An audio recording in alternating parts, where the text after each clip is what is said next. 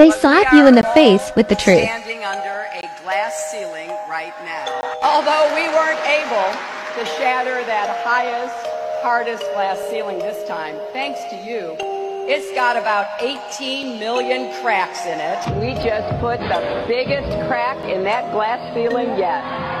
Thanks to you and to everyone who's fought so hard to make this possible. I know we have still not shattered that highest and hardest glass ceiling, but someday someone will, and hopefully sooner than we might think right now.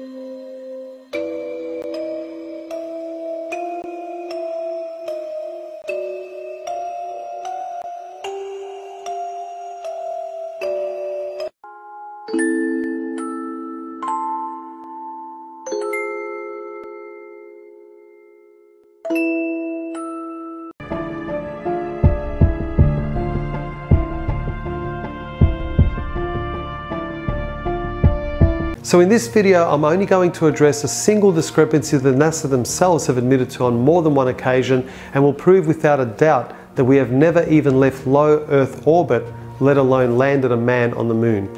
But first, let's go back to school and get a refresher course on the different atmospheres surrounding the Earth. Now, the following information is critical to proving my point, so please bear with me. First, we have the troposphere. This is where all of our weather occurs, and it is the lowest layer of the Earth's atmosphere. It starts at the Earth's surface and extends up to a height of 4 to 10 miles. Next, we have the stratosphere, which extends to about 35 miles above the Earth's surface. This is where our ozone layer resides and protects us from those dangerous UV rays. It is also the layer where aircraft travels, as it is free from weather disturbances. Now we go up to the mesosphere, where most meteors burn up on entry.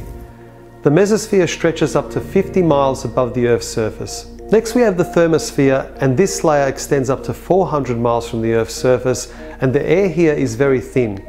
Also, temperatures here start to get really hot, ranging anywhere from 200 to 500 degrees Celsius and 500 to 2000 degrees Celsius in the upper region. And last but not least is the exosphere. The temperature in the exosphere can vary from 0 to 1700 degrees Celsius.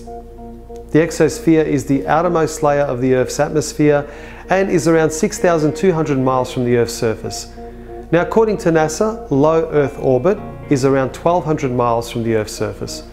So before I tell you the reasons why it is impossible for us to go beyond the exosphere, or for that matter even past the thermosphere, have a listen to what some NASA experts have to say about this topic.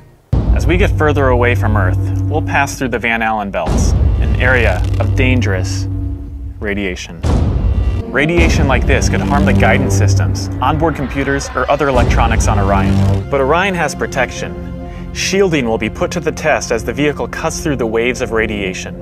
Sensors aboard will record radiation levels for scientists to study. We must solve these challenges before we send people through this region of space. Hang on. So what you're saying is that in order to send humans through this region, we need to solve the challenge of getting through the Van Allen radiation belts. But I'm confused. Didn't you already solve this challenge back in 1969 when you sent astronauts to the moon, and subsequently 5 other times after that? But we're also really pushing the boundaries in terms of where we're going forward with exploration. I think humans are naturally driven to do this, and this is really the beginning, I think, of human beings leaving low Earth orbit. I certainly plan on being around to see that.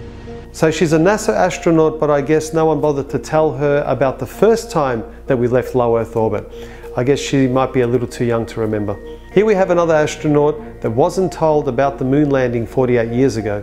The plan that NASA has is to build a rocket called SLS, which is a heavy lift rocket. It's something that is much bigger than what we have today.